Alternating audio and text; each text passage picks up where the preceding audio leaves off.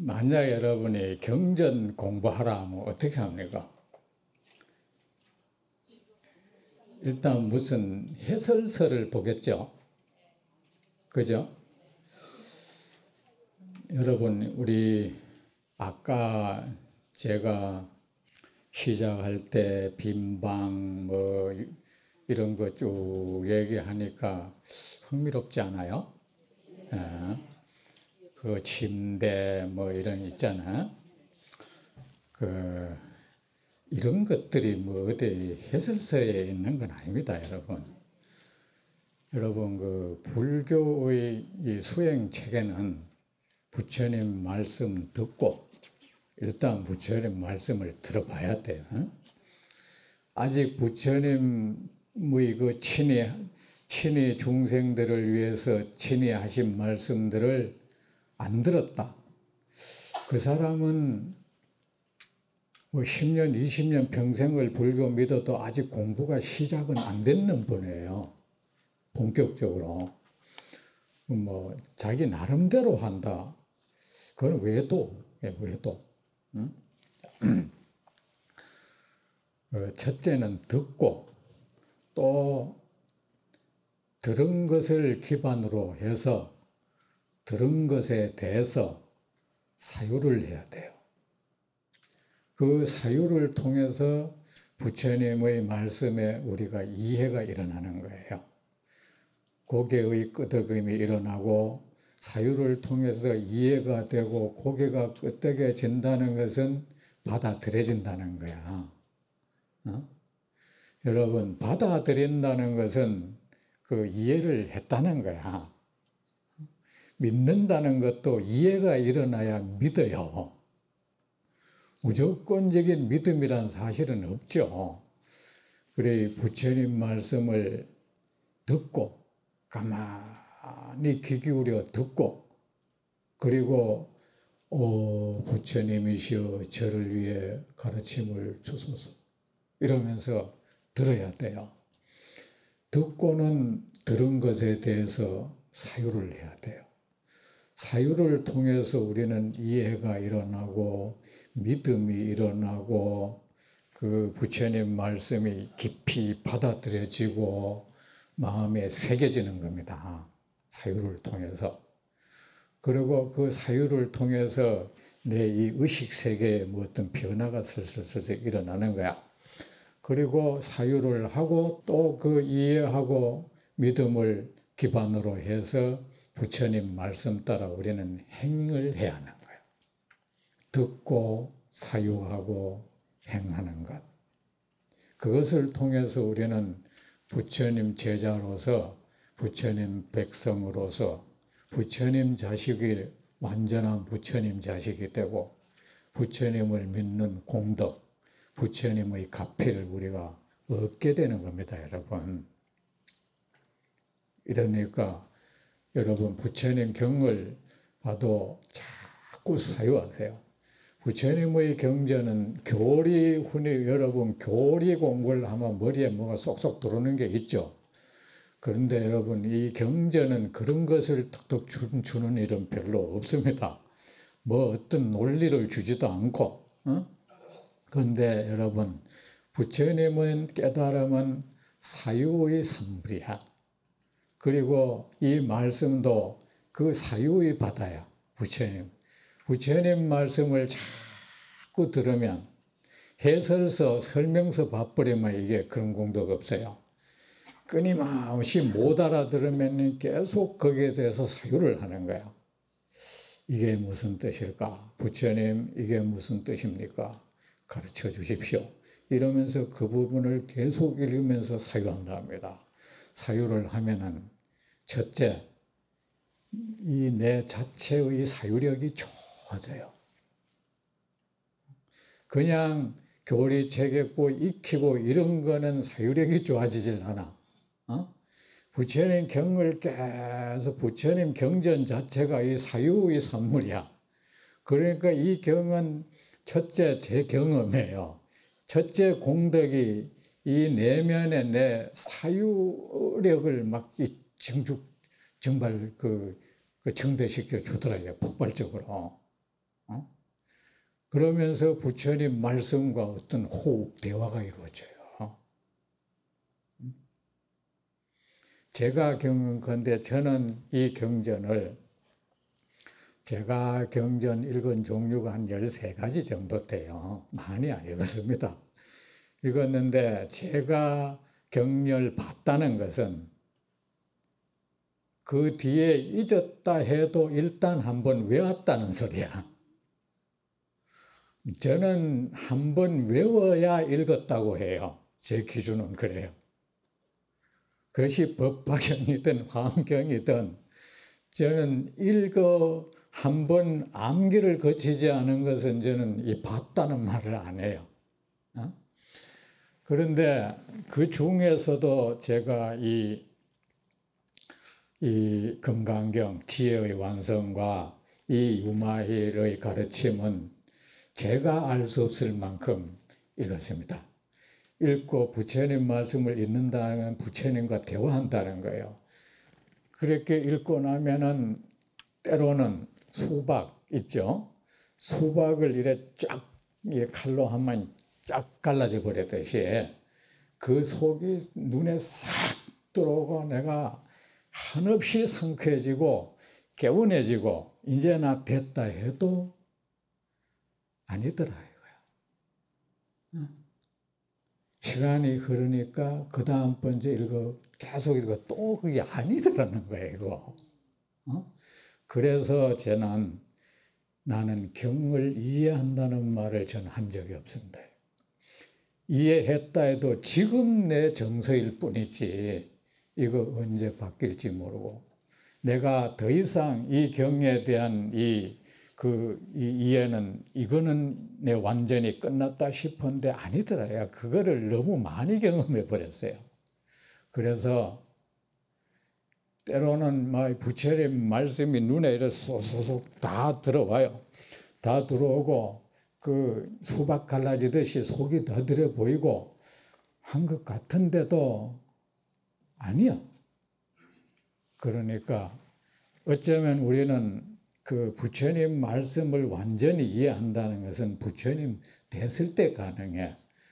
법화경에서도 그러셨죠. 나 열애의 말을 완전히 이해하는 이는 모든 부처님들이다 이랬어. 그래 우리가 이해한다 해봐야 그것은 내가 이해한다는 생각을 하고 있을 뿐이에요. 아셨죠?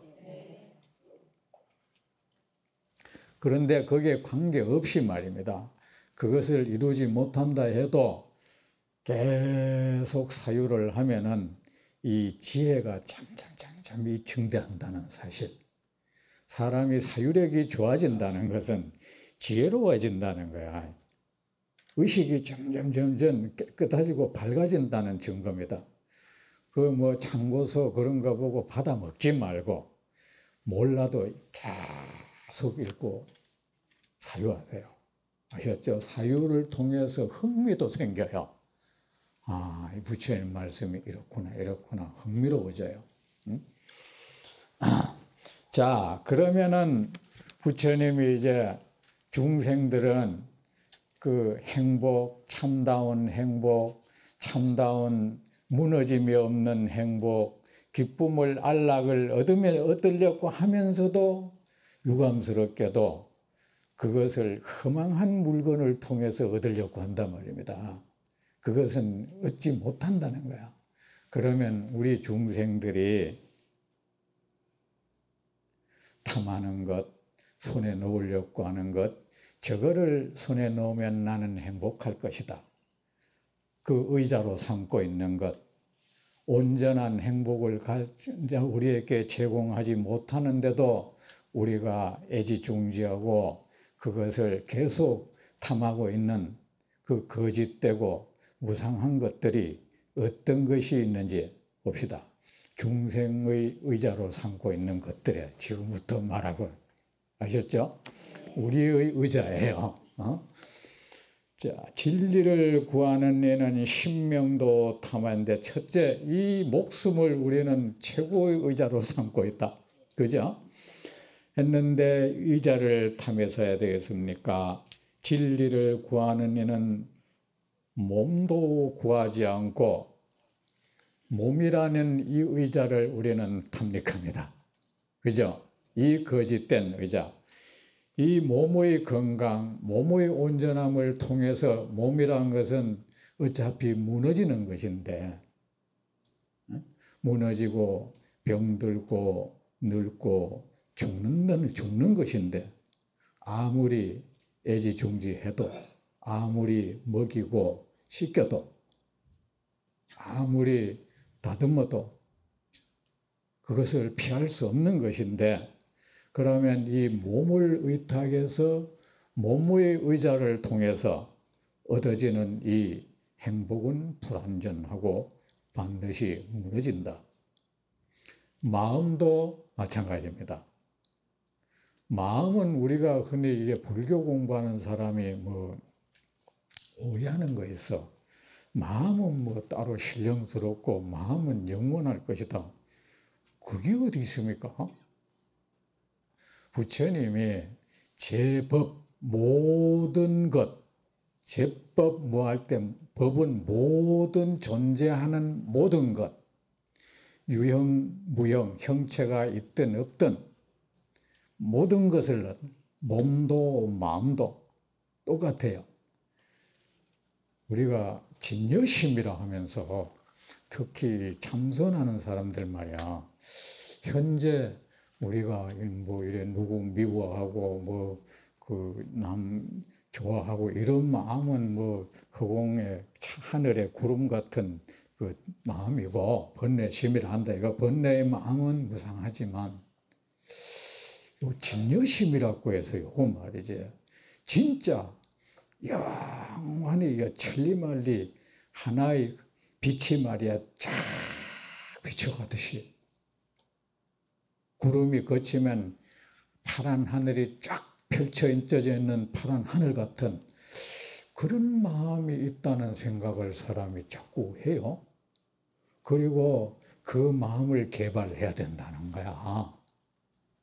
그 마음과 그 합의를 해야 된다는 거야. 여러분, 오늘부로 그런 생각 거두세요. 그런 거 없습니다. 진여심이란 거 없습니다. 모든 마음, 선한 마음이든 악한 마음이든 모든 마음은 평온한 마음이든 불안한 마음이든 지혜로운 마음이든 무지한 마음이든 모든 마음은 실체가 없고 거짓된 것이고 무상합니다. 자, 진리를 구하는 이는 몸도 구하지 않고 마음도 구하지 않습니다. 몸도 허망하고 마음도 허망합니다. 몸도 실체가 없고 마음도 실체가 없습니다. 몸도 거짓되고 마음도 거짓됩니다. 몸도 무상하고 마음도 무상합니다. 무상하지 않는 마음 없습니다. 몸의 의자에 앉아있는 사람, 마음의 의자에 앉아서 안락을 즐기는 사람은 유마일의 그 침대에 누워서 완전한 휴식을 얻을 수가 없습니다. 형체, 이 모양, 색깔, 어떤 모양을 하든 형체도 소리도 형체의 의자, 소리의 의자, 냄새, 맛, 감촉의 의자도 거짓되고 무상합니다. 이런 것에 마음을 두면 안 됩니다. 아름다운 것이든 아름답지 못한 것이든 아름다운 소리든 아름답지 못한 소리든 향기로운 냄새든 추악한 냄새든 달콤한 맛이든 쓰디 쓴 맛이든 부드러운 것이든 거친 것이든 내 마음에 잡혀지는 것, 숭고한 것이든 숭고하지 않은 것이든 도덕적인 것이든 비도덕적인 것이든 선이든 악이든 정이든 불이든 그 모든 것을 구하면 안 됩니다. 그 모든 것은 우리에게 잠시의 거짓된 안락을 제공할 뿐입니다. 눈, 귀, 코, 혀, 피부의 인식도 구하지 않고 눈에서 일어나는 어떤 인식작용, 그 다음에 다른 모든 감각기관이 일으키는 인식작용에서 일어나는 인식도, 그리고 마음의 인식도 역시 거짓된 의자, 거기에 우리가 앉으려고 해서는 안 됩니다. 거기에 앉아서 누리는 기쁨은 허망하고 무상합니다. 반드시 무너지고 무너진 뒤에 오는 그 황량함, 고통이 너무 큽니다. 거기에 취하면 안 됩니다. 욕망의 세계도 구하지 않고 우리가 현재 살고 있는 이 욕망의 세계도 안전한 의자가 될 수 없고 휴식처가 될 수 없고 깨끗한 몸만 있는 세계, 우리가 이걸 색계라 그래요. 이 좋은 색계, 그 다음에 몸이 없는 세계는 무색계다. 현재 있는 이 욕망의 세계든 천상이든 저 최고의 천상이든 그 어떤 세계도 우리가 우리에게 완전한 휴식을 제공할 수 있는 침대는 되지 못합니다. 잠시 거짓된 안락을 우리에게 제공할 뿐이지요. 사리굴림, 진리를 구하는 이는 부처를 구하지도 않고 부처도 마찬가지입니다. 부처라는 것도 우리가 이름을 그렇게 지었을 뿐이지, 부처를 구한다면 여러분, 부처의 무슨 모양을 구합니까? 뭐를 구하겠습니까? 부처도 필경에는 우리 마음이 만들어내는 어떤 함량, 어떤 물건이에요. 그 부처라는 것을 어떤 물건을 삼고 내가 꼭 부처가 돼야지, 이럴 때 이미 이 부처가 어떤 형체로 자리 잡아서 내 휴식을 빼앗아가요. 부처도 구하지 않고 부처의 가르침도 구하지 않고 수행자의 무리도 구하지 않습니다. 진리를 구하는 이는 고통을 보려고도 하지 않고, 왜? 고통이란 것이 본래 허망한 것이니까, 참으로 존재하는 물건이 아니니까 고통의 원인을 끊으려고도 하지 않습니다.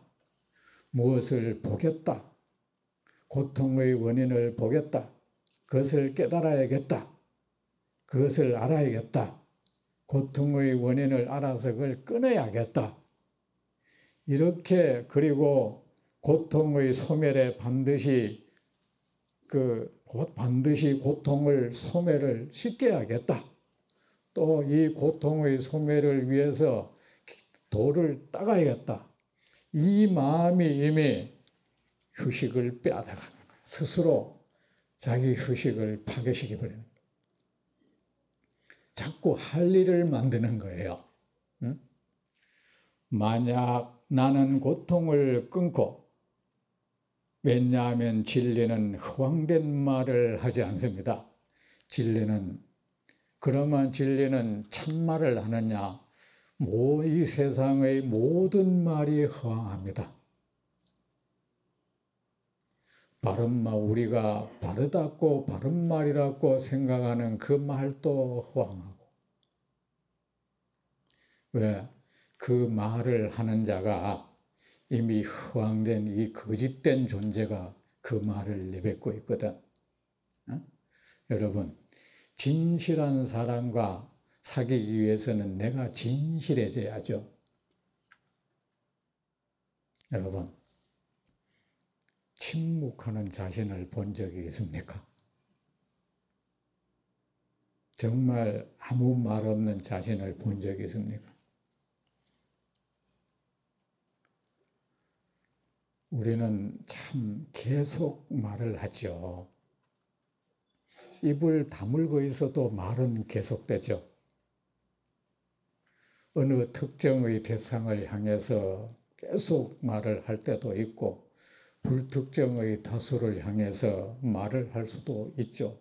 국가를 위해서 때로는 나를 두 사람으로 갈라놓고 나를 향해서도 말을 계속합니다. 중얼거리듯이 또는 외치기도 하고 중얼거립니다. 그렇게 우리의 내면은 소란스러워요. 그런데 그 말은 무엇을 향하고 있어? 어쨌든 무엇을 향하고 있다고. 그런데 우리가 말을 할 때 그 상대 전부 거짓된 물건인 거예요. 헛개비를 붙들고 우리가 그토록 많은 말을 해요. 그리고 사람은 말을 하는 동안 우리 내면은 늘 시끄러워. 한시도 우리의 내면은 고요해진 적이 없어. 늘 소란스러워요. 왜? 이 말이 말이 꽉 차가 있는 거야, 이게. 이 말이 끊임없이 밖으로 막 나오는 겁니다, 이거. 입을 다물고 있고 실질적으로 말하는 거는 실제로는 아무 차이가 없어요. 말은 계속되고 있어. 그 소란스러운 말들로 인해서 우리는 뭡니까? 그 뭔가 듣는 능력을 상실해 버려서 누구나 우리는 기머거립니다. 늘 들리는 거는 내 말소리밖에 들리는 게 아무것도 없어요. 그럼 무엇이 말을 하게 합니까? 이 욕망이 말을 하도록 만드는 거예요. 나에 대한 집착, 모든 말은 뭡니까? 내 말을 들어보시오, 이 소린 거야. 응? 내가 여기 있다. 나를 봐라. 내용은 전부 달라도 궁극적으로는 그거예요. 나를 봐달라. 그리고 나는 잘났다. 내 생각은 올바르고 내 견해는 올바르고 내 신념, 내 이념, 내 사상은 올바르다. 내 말을 들어라. 이겁니다. 그런데 세상의 모든 것이 거짓되다는 것을 사실 그대로 바라보고 불수에 사무치게 깨달아버린 사람은 이 말이 사라져버려요. 끝없는 침묵 속에 들어가죠. 말하고 싶은 걸 안 하는 것이 아니고 저절로 말이 사라져버렸어요. 말이 지극히 사라지고 내면이 지극히 고요해지니까 이 의식이 밝게 빛나는 겁니다.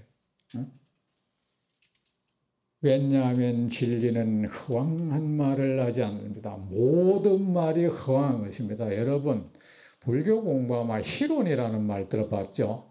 희론. 그 아이 장난할 희자에 논할 희론이 허황된 말이라는 뜻이에요. 허황한 말을, 이거 희론을 내가 이렇게 번역했습니다. 만약 여러분 불교 용어를 꼭 알라 안 해도 됩니다. 저는 이 용어 사실은 될 수 있으면 없애버려요. 만약 나는 고통을 보고 나는 고통을 알고 고통의 원인을 끊고 고통의 소멸을 시키고 고통의 소멸에 이르기 위해서 도를 닦겠다. 고 말을 하는 사람은 이 사람 허황된 소리 자꾸 하는 사람이야. 그런 생각을 하는 사람이야. 계속 허황한 생각을 가지고 허황한 왜 이 고통이라는 것 원래 존재하지 않는 거짓된 것이고 소멸한다는 것 고통의 원인이란 것, 고통을 소멸한다는 것, 고통을 소멸하기 위한 길이라는 것, 그런 것들이 거짓된 것이라는 걸 알면은 이런 말 안 할 것이란 말입니다. 말한다면 그 사람은 끝없이 허황된 말을 하는 사람이지 진리를 구하는 사람은 아니다 이겁니다. 사리불림 진리는 나고 없어짐이 없는 고요한 것입니다. 새로 태어나는 것도 없고 없어지는 것도 없다. 원래 그런 이치니까. 만약 마음이 나고 없어지는 것에 가면 나고 없어지는 것을 구하는 것이지 진리를 구하는 것이 아닙니다. 당신이 지금 아쉬워하는 의자, 그거 나고 없어지는 것 아닌가? 당신이 구하는 그 모든 것, 거기에는 바른 것도 바르지 못한 것도 다 나고 없어지는 것이다. 부처도 나고 없어지는 것이고 부처님의 가르침도 나고 없어지는 것이고 그 부처님의 가르침을 따르는 그 무리도 필경에는 나고 없어진다. 모든 이름 붙여진 것은 다 그렇게 거짓되고 무상한 것이다. 진리는 오염되지 않습니다. 그것이 열반이라 해도 마찬가지입니다. 어떤 것에라도 오염된다는 것은 집착한다. 어떤 것에라도 내 마음이 거기 달라붙으면 이는 오염되는 것이지 진리를 구하는 것이 아닙니다. 그 대상이 무엇이든 그 대상이 좋은 것이든 나쁜 것이든 어쩌면 우리를 진리에서 더 멀어지게 하는 것은 좋은 것일 수도 있어. 어떤 좋은 것을 정해놓고 그것을 향해서 마음이 내달리면은 그 사람은 이미 진리에서 멀어진 사람이다. 깨달음을 향해 내달려도 마찬가지다. 왜? 깨달음을 향해 내달릴 때 이미 우리의 마음속에 깨달음이란 것이 형상화됐어. 맞죠? 형상화됐고 그 형상화된 그 존재화된 그 깨달음을 내 것을 만들려고 하는 거야. 이미 그것은 그 사람은 이미 진리에서 멀어져 버린 사람이에요. 진리는 오염되지 않습니다. 그것이 열반이라 해도 마찬가지입니다.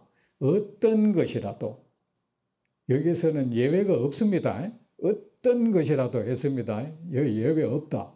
어떤 것이라도 오염이 되면 집착을 하면 어떤 것이라도 손에 붙잡으려고 하면 어떤 것이라도 마음이 그것을 향하면은 이는 오염되는 것이지 진리를 구하는 것은 아닙니다.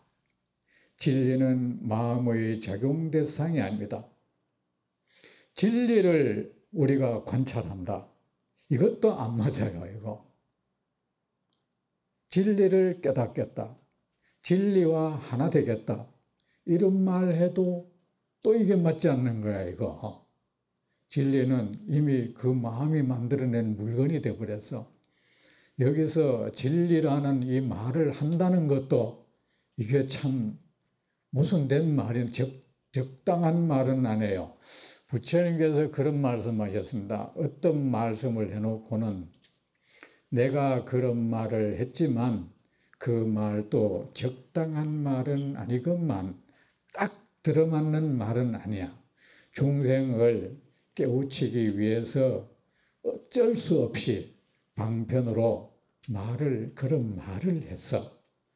적당한 딱 들어맞는 말은 아닌데 사람들은 내가 한 말에 집착을 한다. 부처님 그런 말씀하셨죠. 어디 있습니까? 이 말씀 있는 데가 어디예요? 금강경에 있잖아요. 부처님은 이 세계, 이 세상 모든 것은 인연으로 이루어졌다. 인연 따라 생겨나고 인연 따라 소멸한다. 이 몸도 마음도 이 세계도 이 모든 것은 어떤 그 조건들의 조합이다. 꼭 말을 했지만 이 말은 적당한 말이 아니다. 딱 들어맞는 말이 아니다. 내가 이 세계는 여러 가지 미세한 먼지의 조합체라고 말을 했지만 이것은 적당한 말이 아니다.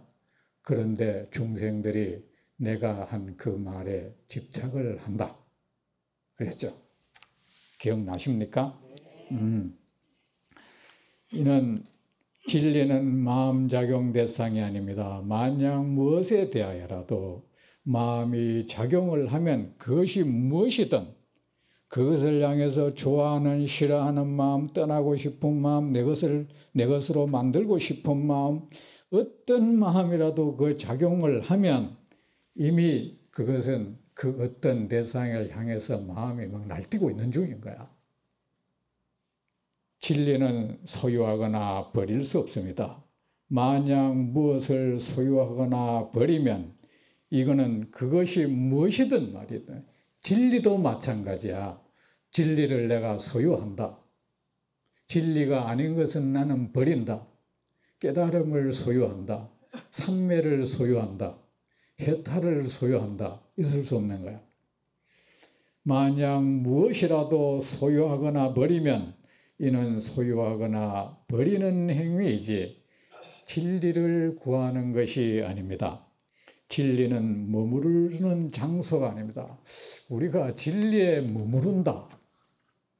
근데 진리가 그러면 뭐 어떻게 생겼길래 거기 머문다는 거야? 머문다는 내 마음이 머문다는 건가? 몸이 머문다는 건가? 이런 문제가 또 발생한다. 그죠? 자, 진리는 머무르는 장소가 될 수 없습니다. 머무르는 장소에 집착하면, 의자에 집착하면 그 어떤 것도 전부 의자예요. 아시죠? 이는 장소에 집착하는 것이지 진리를 구하는 것이 아닙니다. 그 어떤 것도 우리가 머무를 장소가 의자가 될 수 없다. 진리는 모양이 없습니다. 모양을 따라 인식하면 이는 모양을 구하는 것이지 진리를 구하는 것이 아닙니다. 진리는 머무를 수 없는 것입니다. 무엇에라도 이 마음이 머무르면 이는 대상에 머무르는 것이지 진리를 구하는 것이 아닙니다. 진리는 볼 수도 없고 들을 수도 없고 느낄 수도 없고 알 수 없는 것입니다. 마음이 진리를 보고 듣고 느끼고 아는 것에 가면 그렇게 작용을 하면 그렇게 보려고 하고 들으려고 하고 느끼려고 하고 알려고 하면 이는 보고 듣고 느끼고 아는 것이지 진리를 구하는 것이 아닙니다. 여기는 물론 의자를 두고 이 사람은 의자에 대해서 의자의 마음이 보고 의자를 듣고 의자를 느끼고 의자를 아는 것. 그죠? 진리는 만들어진 것이 아닙니다. 마음이 만들어진 것에 가면 이는 만들어진 것을 구하는 것이지 진리를 구하는 것이 아닙니다. 그러므로 사리불림, 진리를 구하는 이는 모든 것에 대하여 구함이 없어야 합니다. 유마힐의 이 말을 듣고 500명의 천자가 모든 존재에 대하여 그 참모습을 보는 깨끗한 눈을 얻었습니다. 깨달음을 얻었다는 거야. 그러면 여러분 어떻게 하는 것이 진리를 구하느냐에 대한 말은 없다 여기에. 그죠? 이 세상에 아름다운 것이든 추한 것이든 향기로운 것이든 어떤 것이든 숭고한 것이든 저속한 것이든 세속을 벗어났다, 세속 속에 있다, 깨달음이든 지혜든 진리든 그 모든 것이 마음이 그려내는 거짓된 것이다. 그리고 그런 것들을 붙잡으려 그런 것을 내가 구하려고 헐떡거리지 않으면, 그것에 대해서 그런 것에 마음이 홀리지 않으면, 그것이 이미 그 사람은 진리에 머무는 사람인 거예요. 세상의 모든 것이 그 참모습은 거짓되다. 그것은 실체가 없다. 환영 같고 신기루 같고 안개 같은 것이다. 이슬 같은 것이다. 이것을 사실 그대로 바라보는 사람은 그 모든 것에 대해서 탐욕심을 일으키지 않습니다. 그 모든 것에 의해서 마음이 흔들리는 일이 없습니다. 그 모든 것에 마음이 휘어잡히는 현상이 없습니다. 그 모든 것에 내 마음이 속박당하고 자유를 잃는 일이 없습니다. 그 사람은 진리에 머무는 사람인 겁니다. 그런데 만약 내가 진리를 얻어야지 이러면서 아마 이거는 또 이래 진리라는 그 물건 때문에 그는 휴식을 못 해요. 그는 이미 진리를 구하는 사람이 아니야. 그 사람은 헐떡거리고 있는 사람이지. 왜 그러냐 하면 불교 공부하는 사람이 이 수행법에 대해서 굉장히 논쟁이 심해. 뭐 해야 된다, 뭐 해야 된다. 여러분, 화두해야 된다, 염불해야 된다. 때는 요새는 비파사나 해야 된다.